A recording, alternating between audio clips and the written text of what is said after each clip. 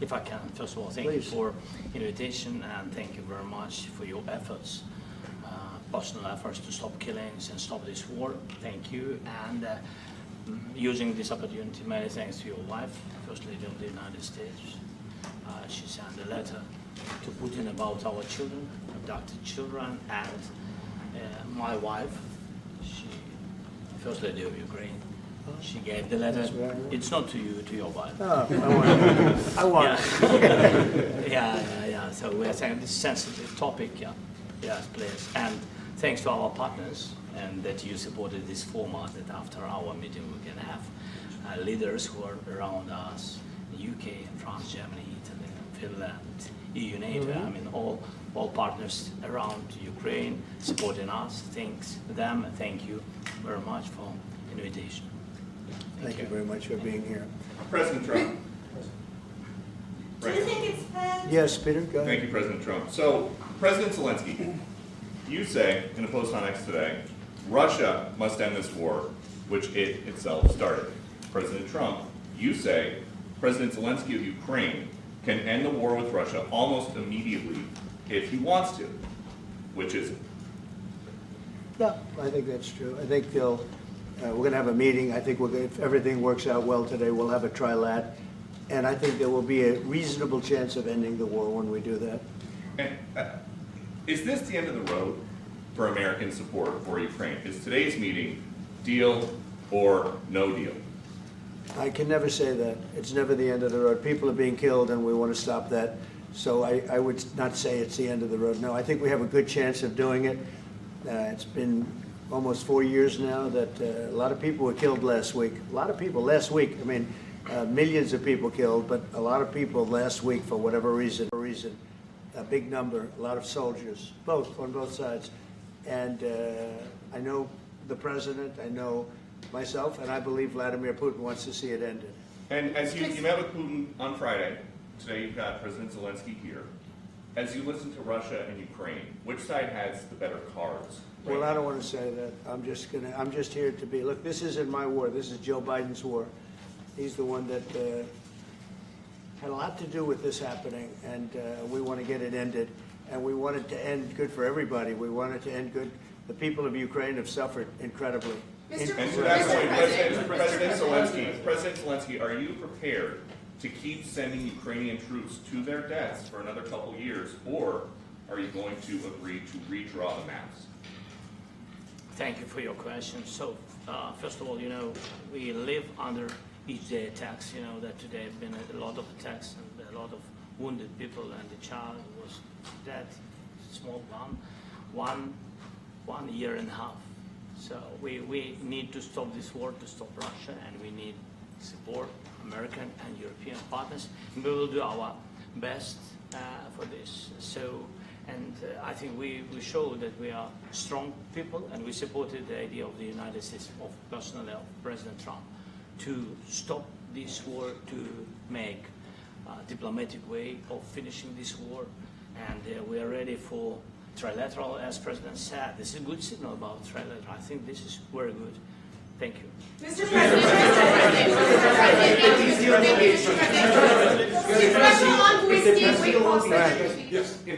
if the peace deal will be achieved, are you going to be willing to send American peacekeepers to Ukraine? Well, we're going to work with Ukraine. We're going to work with everybody, and we're going to make sure that if there's peace, the peace is going to stay long term. This is very long term. We're not talking about a 2-year peace and then we end up in this mess again. We're going to make sure that everything's good. We'll work with Russia. We're going to work with Ukraine, and we're going to make sure it works. And I think if we can get to peace, it's going to work. I have no doubt about it.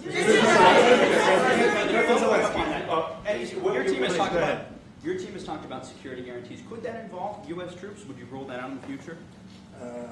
We'll let you know that maybe later today. We're meeting with 7 great leaders of great countries also, and we'll be talking about that. They'll all be involved, but there'll be a lot of help when it comes to security. There's going to be a lot of help. It's going to be good.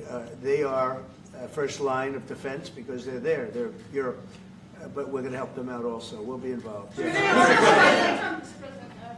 Vladimir Putin mentioned that the war will not end without addressing the root causes of this war. Have you had an understanding what are the root causes of this war? Well, look, the war is going to end. When it ends, I can't tell you, but the war is going to end, and this gentleman wants it to end, and Vladimir Putin wants it to end. I think the whole world is tired of it, and we're going to get it ended. It was, I've done 6 wars. I've ended 6 wars, and I thought this maybe would be the easiest one, and it's not the easiest one. It's a tough one. A lot of reasons for it, and they'll be talking about it for a long time, but they'll be talking about the others. Look, India, Pakistan, we're talking about the big places. When you look at, you just take a look at some of these wars. You go to Africa and take a look at that. Rwanda and the Congo, Republic of the Congo. That's been going on for 31 years. And so we've done a total of 6, and we really have 6, not including the fact that we obliterated, and it turned out to be a total obliteration, the nuclear, as you said, the future nuclear capability of Iran. And this one, I think we're going to get solved also. I feel confident we're going to get it solved. Like you're a teaser, like a special envoy put forward. Thank you, Mr. President. Can you tell us about your conversations with European leaders and what they need to see to support an end to the war? Yeah, well, we're going to be meeting with a great representative group and 7 very powerful, very big countries and great people, all friends of mine and friends of yours. And we're going to have some suggestions made. They want to see peace. They would like to see peace. President Trump, when is Russia? Go ahead, You please. said last In the night red, that- in the red. President Trump, do you think it's fair to, for Ukraine and for Russia to achieve a lasting and durable peace if Ukraine cedes its territories that Russia hasn't yet conquered? Do you think it's a fair peace for Ukraine? We're going to have a lasting peace. Just to answer the first part of your question, we're going to have a lasting peace. I hope it's going to be immediately. I hope it doesn't have to go on. And I think people of the whole world is going to be very happy when that's announced. Yeah, please. Mr. President, you posted on social media, Mr. President, a very touching letter from the First Lady, and the letter was hand-delivered to President Putin, and it calls for an end to the war, essentially, because of the children and the children's future. Why did the First Lady feel that letter was necessary? Was it because she believes that Mr. Putin is the aggressor in the war? Is a similar letter being hand-delivered to President Zelenskyy? So the First Lady felt very strongly. She's watched the same thing that you watch and that I watch. I see things that you don't get to see, and it's horrible. But when she's got a great love of children, she has a wonderful son that she loves, probably more than anybody, including me. I hate to say it, but she loves her son. She loves children. And she hates to see something like this happening, and that goes for other wars too. I mean, she sees the heartbreak, the parents, the funerals that you see on television. Always funerals. We want to see something other than funerals. No, she felt it was a beautiful letter. It was very well received by him, and she did ask me to say, she would love to see this end. She would love to see it end, and she says it very openly, very proudly, and with great sorrow because so many people have been killed. Mr. President, last week, Brian, go ahead, Brian. Yes, sir. I've got a question for each of you. Yes. First of all, Mr. President Zelenskyy, you look fabulous in that suit. I said the same thing. Yeah, you look good. I said the same thing. Yeah, looks good on I you. said the one that attacked you last time. See, now he's I remember that. Yeah, I apologize to you. You look wonderful. No, my first question for you, President Zelenskyy. In the same suit. You see, I changed, you are not. Maybe yours is much better. Real quickly, upon peace, God willing we get peace, are you open to holding an election in your country? Yes, of course. We are open for election, yes. We have to do safety circumstances, and a little bit we need to work in the parliament, because during the war you can't have elections, but we can do security. We need, maybe, how to say, we need a truth, yes, everywhere, in the battlefield, in the sky, in the sea, yeah, to make possible for people to do democratic, open, legal legal elections. So you say we're ready. during the war you can't have elections. So let me just say 3.5 years from now, so you mean if we happen to be in a war with somebody, no more elections? Oh, that's good. I wonder what the fake You like news this is. idea? Yeah. No. Speaking of news, I got a question for you. This sounds insane for me even to ask this, but do you think the American media really doesn't even want a peace deal because they've seen they've been so critical of you every step of the way as you lead the charge for peace? It's an amazing phenomenon. I said that if in the settlement you got Moscow, St. Petersburg, and thousands of miles around them, they would say, I made a bad deal. The level of hatred and animosity is incredible. Not with all. I mean, we have great people up here. We also have terrible people up there that I think are told what to say. But, you know, in solving all of these wars, they don't even write about it. You know, I saw major wars. I saw wars that have been going on for 31, 35, and 37, and a couple of quicker ones. One that was going to go into a full-blown deal very quickly. You know what the one I'm talking about. It was a big one. But they don't even write about that. No matter what I do, no matter what, and you know, this is not anything to do with you. It's probably to your advantage in a certain way. But no matter what I do, no matter what deal I make, from my standpoint, you'll come out good. Maybe President Putin will come out good.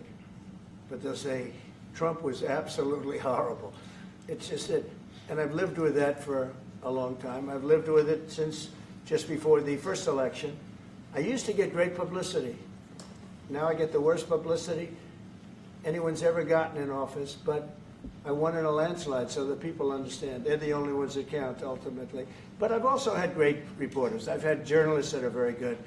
But it's very sad when you do the right thing. As an example, they said, because of the fact that Vladimir Putin came to American soil, this was a tremendous defeat for Donald Trump. No, it was really wonderful that he did it.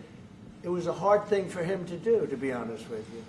It was the opposite of what they said, but they said it. Now, if he didn't come, they'd say that was also bad for Trump. You know, there's no way. And there's just a great dishonesty of the press, and I think that's why it's lost its credibility. You know, its credibility is at an all-time low. We have a thing going on right now in D.C. We went from the most unsafe place anywhere to a place that now people, friends are calling me up, Democrats are calling me up, and they're saying, sir, I want to thank you. My wife and I went out to dinner last night for the first time in 4 years, and Washington, D.C. is safe, and you did that in 4 days. I'll tell you, it's safe. I had another friend of mine, he has a son who's a great golfer, he's on tour, and he came in fourth yesterday in the big tournament where Scotty Scheffler made the great shot, and he said his son is going to dinner in Washington, D.C. tonight. I said, would you have allowed that to happen a year ago? He said, no way, no way. He said, what you've done is incredible. And I think the people realize it. But the press says, he's a dictator, he's trying to take over. No, all I want is security for our people. But people that haven't gone out to dinner in Washington, D.C. in 2 years are going out to dinner. And the restaurants the last 2 days were busier than they've been in a long time. Thank Sir, you. I walked around yesterday with MTG. If you can walk around with DC with MTG and not be attacked, the city is safe. Yes. Sir, on the Thank you, Mr. President. Last week you warned of what you called severe consequences if a 30-day ceasefire or any type of ceasefire were not agreed to by Russia. Will there be severe consequences? Does that change because of I the don't meeting think you with need a President Putin? ceasefire. You know, if you look at the 6 deals that I settled this year, they were all at war. I didn't do any ceasefires. And I know that it might be good to have, but I can also understand strategically why, well, you know, one country or the other wouldn't want it. You have a ceasefire and they rebuild and rebuild and rebuild, and, you know, maybe they don't want that. But if you look at the 6 deals that we made peace and you know, long-term, long-running wars, I didn't do any ceasefires. Would I like the concept. You know, I like the concept of a ceasefire for one reason, because you'd stop killing people immediately, as opposed to in 2 weeks or 1 week or whatever it takes. But we can work a deal where we're working on a peace deal while they're fighting. They have to fight. I wish they could stop. I'd like them to stop. But strategically, that could be a disadvantage for one side or the other. But all of these deals I made without even the mention of the words ceasefire. President Zelenskyy, Can you explain the decision to offer Ukraine Article 5-like security guarantees, but stop short of pushing for their full membership? Yeah, well, we haven't done anything on that yet. If you look back and you go back long before President Putin, it was always a statement that they would never allow Ukraine into NATO. So that was a statement that was made, but we haven't discussed any of that yet. We're going to be discussing it today. But we will give them very good protection, very good security. That's part of it. And the people that are waiting for us, they are, I think they're very like-minded. They want to help out all. Thank you, President. Thank you, President Trump. Are you disappointed there's no ceasefire, Mr. President? The United States has already given hundreds of billions of dollars to this war effort in Ukraine. At best, it is a stalemate, and the killing continues. So, President Trump, how much more is the United States willing to give Ukraine? And President Zelenskyy, how much more do you want? Well, I'll start off just by saying we're not giving anything now. We're selling weapons. This is something before, I guess the number is well over $300 billion. That was under Joe Biden, a corrupt politician, not a smart man, never was. By the way, go back 40 years, he was not a smart man 40 years ago either, but now he's in particular bad. This was done by a corrupt administration that shouldn't have been in, and frankly, if the right results of the election were given, if I were president, this war would have never taken place, and he would have been very happy, because he would have liked to have seen. I mean, they went through hell. He went through hell. This war would have never happened, and the people that were killed, a couple of million people, a lot of people with soldiers and everything else, and the people that have been displaced and forced into other areas and other countries because of what's happened, none of that would have happened. And I'm just saying that he was a horrible president. Whether it was the borders or this, he was just a horrible, corrupt president. Mr. President, You want to I can. Thank you so much. So first of all, we have possibility now to buy weapon from the United States. We are thankful for this program and this opportunity. We are thankful for Europe. They pay for this. And through NATO program, for example, Pearl and etc., we have some programs where we can have some money to finance this. And this is a part, I think, it's not a part for the war and to defend us. It also will be a part for security guarantees, to strengthen our army, to rearm Ukrainian army. This is very, very important. And it depends how much money we need to rearm. For example, the question of air defense, we spoke about it with President Trump, and I'm happy that we have now bilateral decisions and we work on it with production, American production. Nobody in Europe has so many air defense like Patriots, for example. We need it very much, and this is also about defending. I think the good news, we make the best military equipment in the world by far. You mentioned the Patriots. How good are they? Systems. We have systems, they're literally 100% foolproof. And it's really like shooting two bullets, two bullets hitting each other in the air in a space like this. The chance is 100%. It's 99 to 100%. So we sell the equipment to NATO. And NATO does what, I don't know what the arrangement is that you have with, but I know that they want you to have the equipment. And we're getting the best equipment in the world, but they pay us for the equipment. Under Biden, it was just crazy what was going on. I believe the number is over 300. I think it could be $350 billion worth of equipment and money and everything else. And we've made more progress in settling this war in the last 2 months than they made in 4 years. This should have been settled a long time ago, but it should have never happened. Yeah, please. Real quickly, you pushed out on social media. All right, Brian, go first. You pushed out on social media about doing away with mail-in ballots and potentially electronic voting machines. Can you expand on that and how important Well, that's a very off-topic, just really quickly. Mail-in ballots are corrupt. Mail-in ballots, you can never have a real democracy with mail-in ballots. And we, as a Republican Party, are going to do everything possible that we get rid of mail-in ballots. We're going to start with an executive order that's being written right now by the best lawyers in the country to end mail-in ballots because they're corrupt. And you know that we're the only country in the world, I believe, I may be wrong, but just about the only country in the world that uses them because of what's happened. Massive fraud all over the place. The other thing we want change are the machines. For all of the money they spend, it's approximately 10 times more expensive than paper ballots. And paper ballots are very sophisticated with the watermark paper and everything else. We would get secure elections. We'd get much faster results. The machines, I mean, they say we're going to have the results in 2 weeks. With paper ballots, you have the results that night. Most people, but most people, many countries use paper ballots. It's the most secure form. So between paper ballots, very, very important, paper ballots, and I think maybe even more important, the mail-in voting. We're going to end mail-in voting. It's a fraud. If you have mail-in vote, even Jimmy Carter with this commission, they set it up. He said the one thing about mail-in voting, you will never have an honest election if you have mail-in. And it's time that the Republicans get tough and stop it because the Democrats want it. It's the only way they can get elected. Because with men and women's sports and with transgender for everybody and open borders and all of the horrible things, and now the new thing is they love crime. They're fighting me on the fact that I've made Washington, D.C. safe. We're not going to get mugged, beaten up, or killed like all the people you've been watching get so badly hurt. I'm glad, I hate to take your time with this, but I'm glad you asked me that question. Sorry. We're going to stop mail-in ballots because it's corrupt. You know, when you go to a voting booth and you do it the right way and you go to a state that runs it properly, you go in, they even ask me, they asked me for my license plate, for identify. I said, I don't know if I have it. They said, sir, you have to have it. I was very impressed, actually. But it's very hard to cheat with mail-in voting.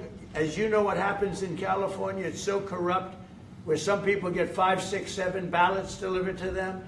Now, we got to stop mail-in voting, and the Republicans have to lead the charge.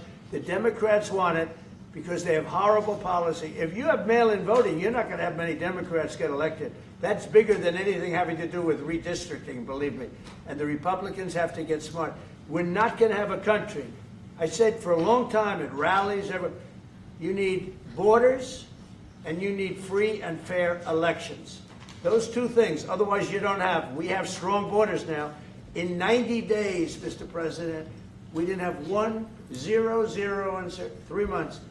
Not one person came in illegally into our country. In fact, even I find that hard to believe, but it's run by a little bit of a liberal group that put out the numbers, so I guess it's, but 0, 0, and 0. You go back a year ago, 2 years ago, 3 millions of people poured into our country. It was terrible. Thank you very much. President Zelenskyy, what security guarantees do you need from President Trump to be able to make a deal? Is it American troops, intelligence, equipment? What is it? Everything. And really, it includes 2 parts. First, strong Ukrainian army. That's what I began to discuss with your colleagues. And it's a lot about weapon and then people and training missions and intelligence. And second, we will discuss with our partners. It depends on the big countries, on the United States, on a lot of our friends. And Mr. President, are you willing to commit American troops to that NATO-like protection in order to get President Zelenskyy to a deal today? Well, I don't know if you define it that way, but NATO-like, I mean, we're going to give, we have people waiting in another room right now. They're all here from Europe, biggest people in Europe, and they want to give protection. They feel very strongly about it, and we'll help them out with that. I think it's very important. I think it's very important to get the deal done. You've been involved with the peacekeeping in Ukraine since your first day in the administration. What would you say to the Ukrainian people right now who are suffering under the Russian attacks and hoping that the American people will stand with them? Well, I know Ukrainian people. I've known many over the years. They're great people. They're smart. They're energetic. They love their country. I mean, they love their country, and we want to get this war ended. That's all I can do. I love the Ukrainian people, but I love all people. I love the Russian people. I love them all. I want to get the war stopped. Very important. Mr. President, was there any aspect of your discussion with Vladimir Putin that left you disappointed? Look, we just spoke to, I was just telling the president, I just spoke to President Putin indirectly, and we're going to have a phone call right after these meetings today. And we may or may not have a trilat. If we don't have a trilat, then the fighting continues. And if we do, we have a good chance. I think if we have a trilat, there's a good chance of maybe ending it. But he's expecting my call when we're finished with this meeting. Thank you very much, everybody.